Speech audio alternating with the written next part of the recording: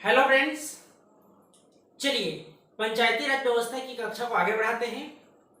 आज से हम पंचायती राज के प्रावधान के अंतर्गत जितने भी अनुच्छेद हैं उसको अध्ययन करेंगे, उसके बारे में उल्लेख करेंगे जो एग्जाम में पूछे गए हैं। ठीक है, बहुत ही आसान भाषा में आपको समझाया जाएगा। अगर आप प्रारंभ से पंचायती राज व्यवस्था का कक्षा का वीडियो अगर देख रहे होंगे तब आप बहुत ही आसान तरीके से समझ सकते हैं। तो चलिए आज बात करते हैं ग्राम सभा के बारे में और पेशा एक्ट के बारे में। आप सभी से पूछा गया था पेशा एक्ट कौन से ऐसे 10 राज्य हैं जहां लागू होता है, उसके बारे में आप सभी को कमेंट बॉक्स में बताना था।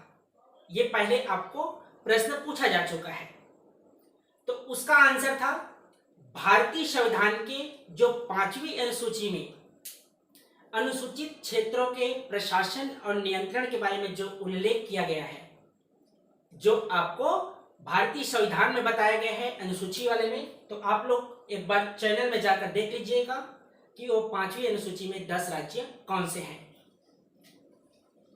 आइए सबसे पहले बात करते हैं ग्राम सभा के बारे में, उसके बाद देखेंगे पेशा एक्ट के बारे में। वही पेशा एक्ट है जहां 10 राज्यों में लागू होता है, उसको भी अध्ययन करेंगे। चलिए सबसे पहले ग्राम सभा के परिभाषा के बारे में देखते हैं कि आखिर परिभाषा क्या होगा। अगर आप अनुच्छेद का वीडियो देखे होंगे जिसमें हम तुलनात्मक रूप से पंचायती राज व्यवस्था एवं नगरीय निकाय व्यवस्था इन दोनों का तुलनात्मक रूप से अध्ययन किए हैं, तो 243 ए में ग्राम सभा की बात की गई है। तो क्या है ग्राम सभा? तो देखिए, ग्राम पंचायत और ग्राम सभा दोनों अलग अलग है।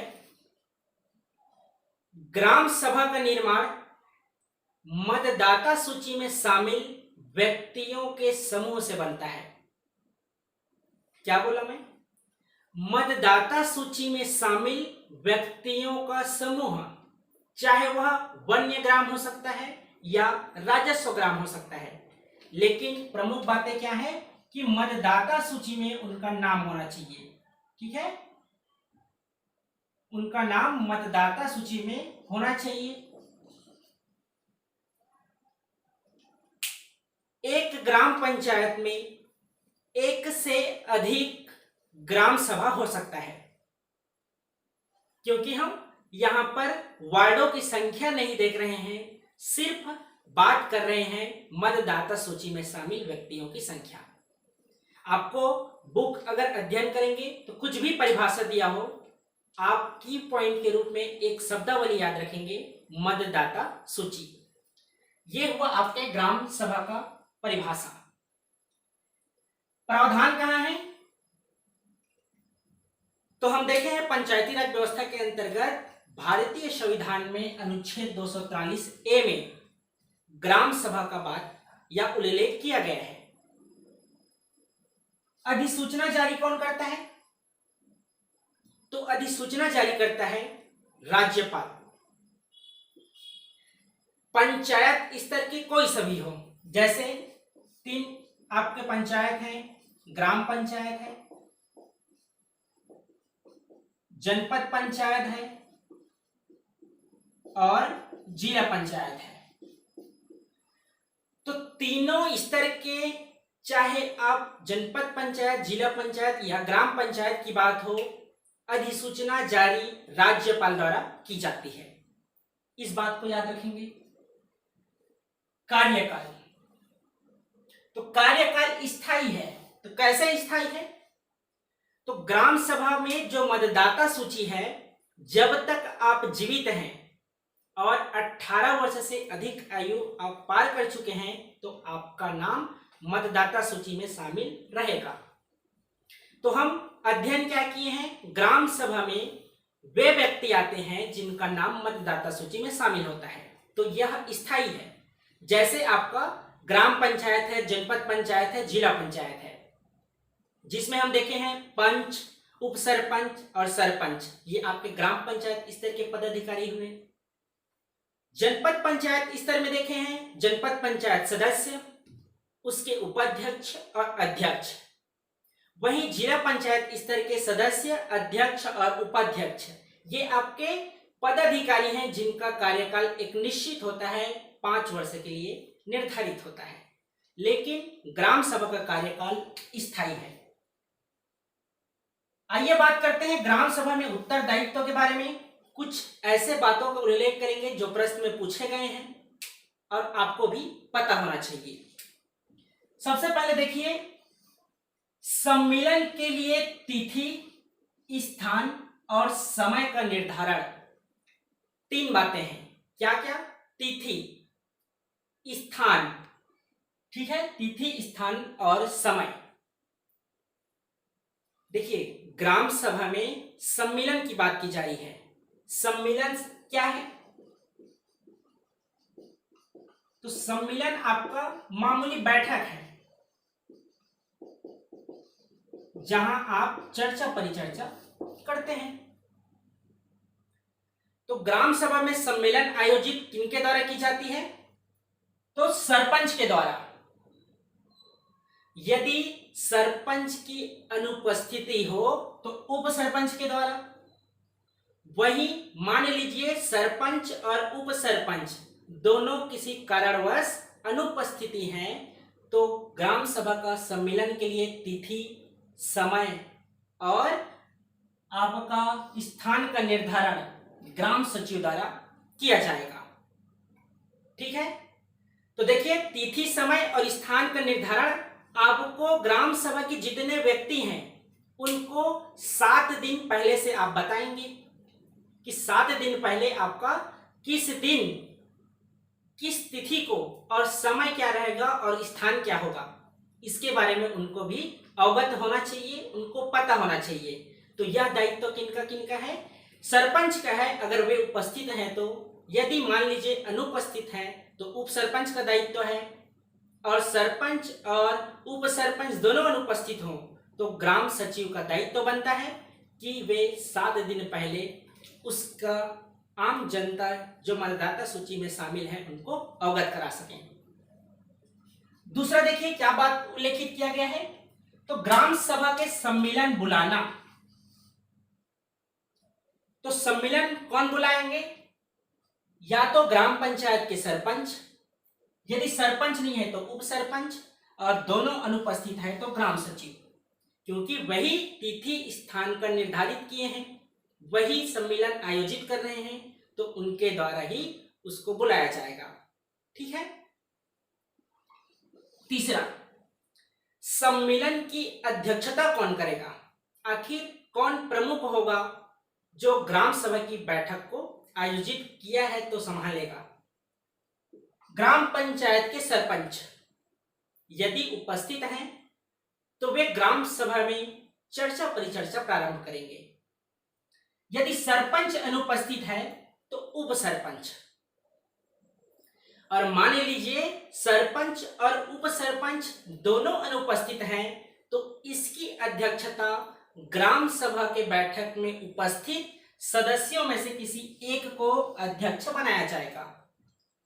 तो ग्राम सभा की बैठक में कौन उपस्थित होंगे? जो मतदाता सूची में उस ग्राम पंचायत के अंतर्गत ग्राम सभा की मतदाता सूची में नाम जिनका लिस्ट में शामिल रहेगा वे ही, और उपस्थित होना भी चाहिए, उन्हें सम्मेलन की अध्यक्षता सौंपी जाती है।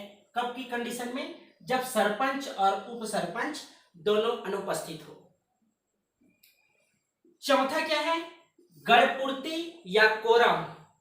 तो गणपूर्ति क्या होता है? वह निश्चित जनसंख्या होती है जहां से चर्चा और परिचर्चा प्रारंभ हो सकती है। तो एक तरह से कहा जाए तो एक निश्चित अनुपात है, एक निश्चित स्थिति में उपस्थित होने वाली संख्या है जहां से आपकी जो सम्मेलन है प्रारंभ हो सकती है। तो इसका दायित्व किनका होता है? तो ग्राम पंचायत के सरपंच का होता है। इसके अलावा पंच की भी दायित्व होती है कि वे सम्मेलन की गणपूर्ति या कोरम को निर्धारित करें। इसमें एक बात विशेष रूप से याद रखेंगे, उप सरपंच का दायित्व नहीं होता है। ये हुआ आपका गणपूर्ति या कोरम के बारे में।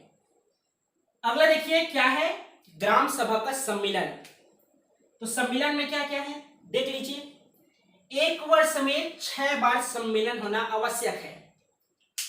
पुनः बोल रहा हूं, सम्मेलन से आशय मामूली बैठक से है, जहां आप चर्चा परिचर्चा कर सकते हैं कि आखिर आने वाले दिनों में आप ग्राम पंचायत में कौन कौन से कार्य जो महत्वपूर्ण है वह संचालित करेंगे। जैसे अभी गौठान निर्माण करना था, जिससे गोधन न्याय योजना संचालित हुआ है। तो ग्राम पंचायत के जो सरपंच हैं वे सभी देखेंगे ग्राम में ग्राम सभा आयोजित किए थे और वहां चर्चा भी परिचर्चा किए थे कि गांव में ग्राम सभा के लिए आपके लिए गौठान निर्माण करना है। तो जो जनता के हित के लिए रहता है उसकी बातों को चर्चा परिचर्चा ग्राम पंचायत में जो काम होने वाला है उस बात का उल्लेख ग्राम सभा की मामूली बैठक में किया जाता है। तो एक वर्ष में 6 बार होना अनिवार्य है। अगर पेपर में दिया जाए प्रत्येक 3 माह में तो यह भी सही है कि 3 माह में आयोजित होना आवश्यक है, लेकिन एक साल में 6 बार करना है। वह तिथि कौन कौन सा है? पहला 23 जनवरी, दूसरा 14 अप्रैल, तीसरा 20 अगस्त, चौथा 2 अक्टूबर और पांचवा छठवां याद रखेंगे जून और नवंबर। इसमें सुझाई गई किसी एक तिथि को ग्राम सभा की बैठक आयोजित की जाती है। मामूली बैठक सम्मेलन। तो नवंबर निकल गया तो आपके पता कीजिएगा, अगर ग्राम सभा के अंतर्गत अर्थात आप गांव में रहते होंगे तो ग्राम सभा का बैठक हुआ होगा। इसके अलावा और कब कब बैठक आयोजित की जा सकती है? तो जनपद पंचायत के अध्यक्ष हैं, जिला पंचायत के अध्यक्ष हैं या उस जिले के जो कलेक्टर हैं, यदि वे कहते हैं कि आपको ग्राम सभा का सम्मेलन आयोजित करना है, किनको कहते हैं? सरपंच है, पंच है या ग्राम पंचायत के जो सचिव हैं। तो सरपंच का यह दायित्व तो बनता है कि 30 दिनों के अंदर, कितने दिनों के अंदर? 30, ग्राम सभा की सम्मेलन आयोजित की जाएगी।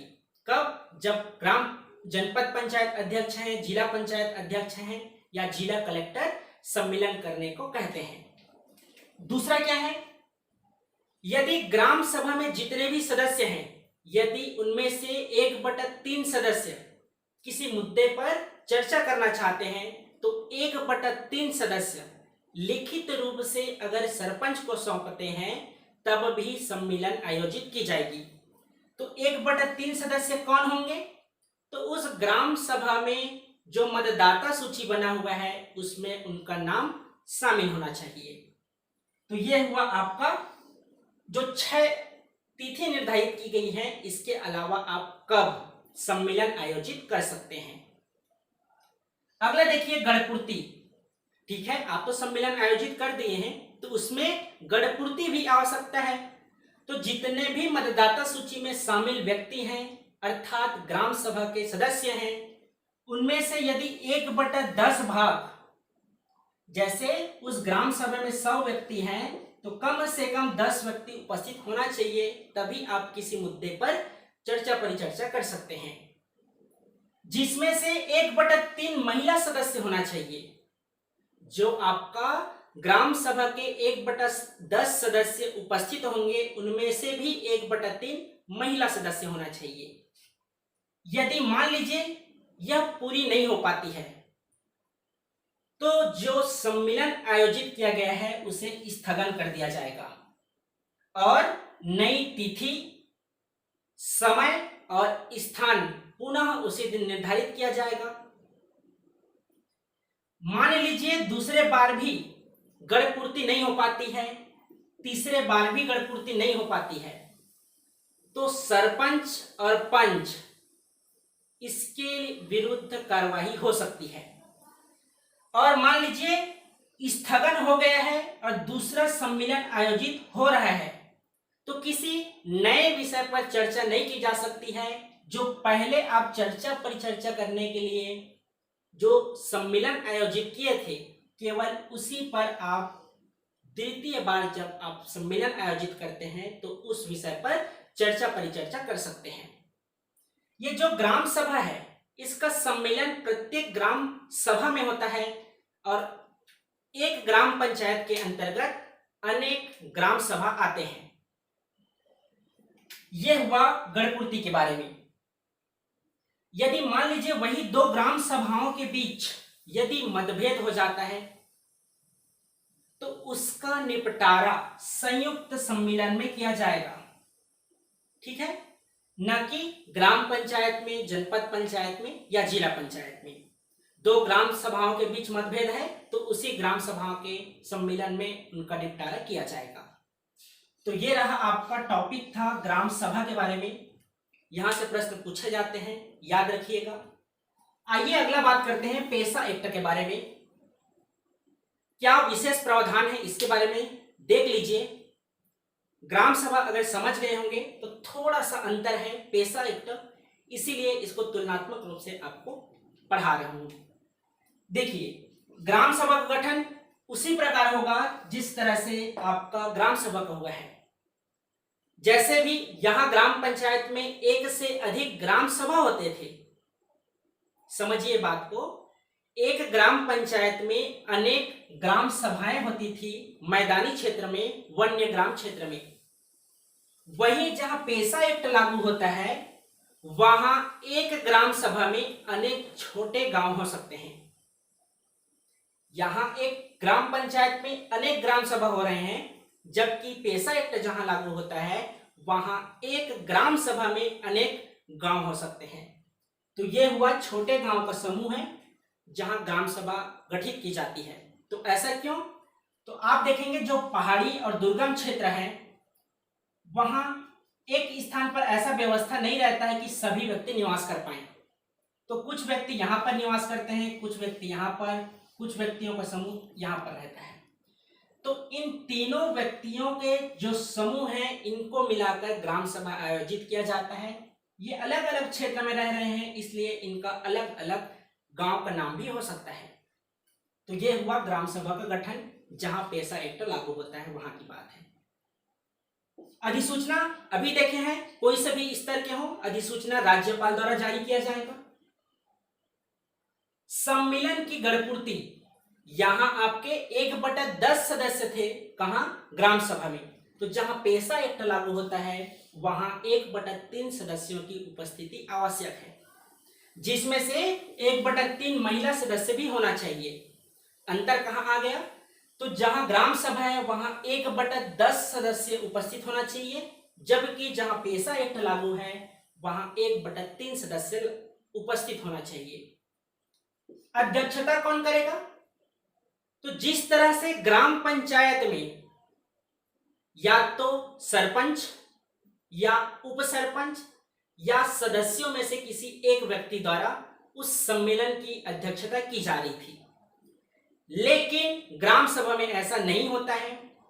ग्राम सभा के जो पेशा एक्ट है, जहां लागू होता है पेशा एक्ट, उस क्षेत्र में अध्यक्षता उस ग्राम सभा के सदस्यों में से किसी एक व्यक्ति द्वारा किया जाता है और वह व्यक्ति होना चाहिए अनुसूचित जनजाति का। अनुसूचित जनजाति का होगा, न कि जाति का। यह हुआ अध्यक्षता। एक बार और समझ लीजिए, ग्राम सभा में कौन होते हैं?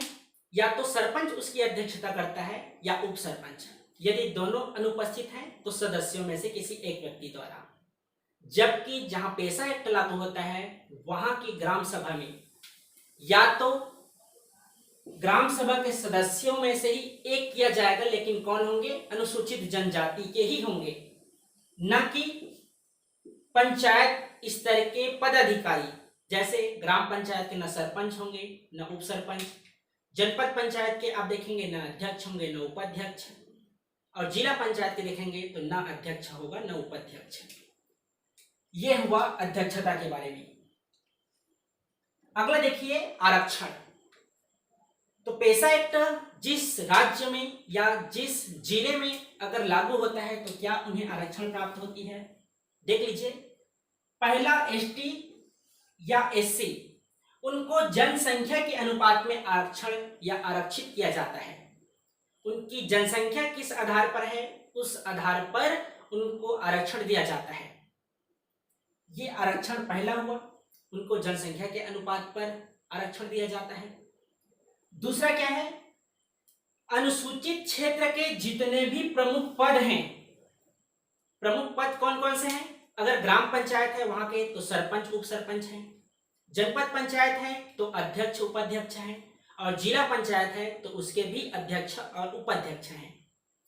तो इन प्रमुख पदों में उस क्षेत्र के अनुसूचित जनजाति व्यक्ति होंगे, न कि सामान्य व्यक्ति जैसे ओबीसी कैटेगरी वाले या जनरल कैटेगरी के व्यक्ति उस पद को धारित नहीं कर सकते हैं।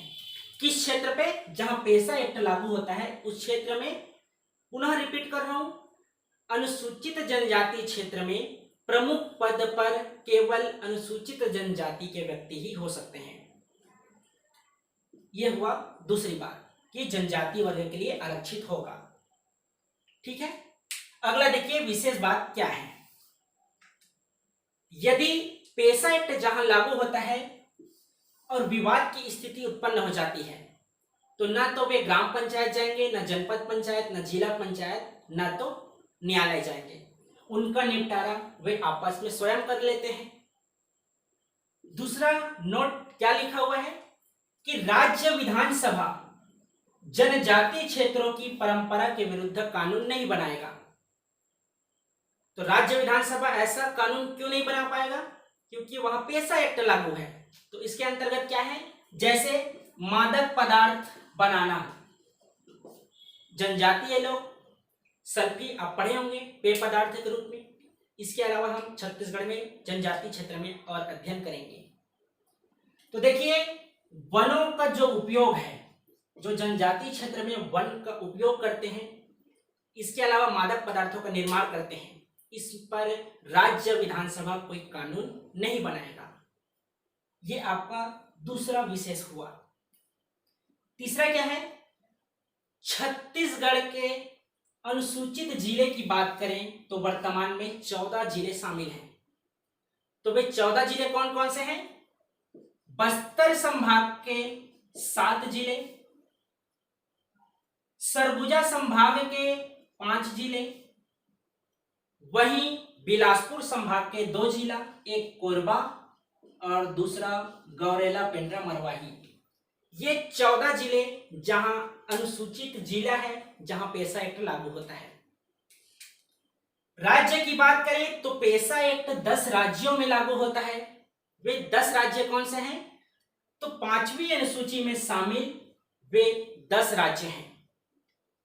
तो वे 10 राज्यों को आप कमेंट बॉक्स में बताइएगा आंसर क्या होगा, आखिर वे 10 राज्य कौन कौन से हैं, क्योंकि हम उसका अध्ययन भारतीय संविधान के अनुसूची में कर चुके हैं।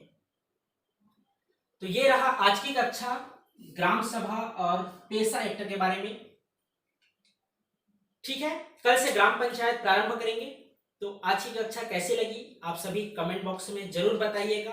इसी तरह से हम पंचायती राज व्यवस्था के अनुच्छेदों को अध्ययन करेंगे। अगर अच्छा लगा होगा तो वीडियो को लाइक कर दीजिएगा, कमेंट कर दीजिएगा और अपने दोस्तों के बीच अधिक से अधिक शेयर कर दीजिएगा। यदि आप इस चैनल में नए हैं तो चैनल को सब्सक्राइब भी कर लीजिएगा। चलिए मिलते हैं फिर कल एक नए टॉपिक के साथ। आज के लिए धन्यवाद।